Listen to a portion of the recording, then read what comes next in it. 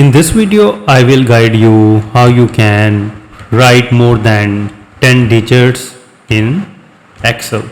When you write 10 digits, the results will be appeared like this. So in the first method is equal to text, bracket open, select the cells, comma and quotation mark, double quotation mark, and put 1 2 3 4 5 6 7 8 9 10 digits and quotation mark and close the bracket and hit enter.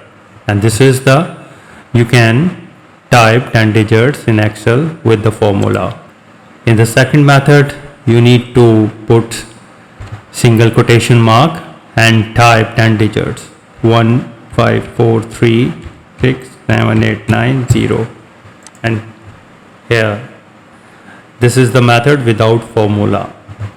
In the third method, right click and go to the format cell, and here you need to select text and click OK, and now type 10 digits,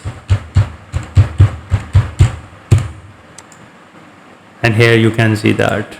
And in the fourth method, select the cells, right click, go to the format cells and go to the customs and remove the general and type 10 0 3 4 5 6 7 8 9 10, and this is the 10 0 and hit enter. OK, and now type 10 digits,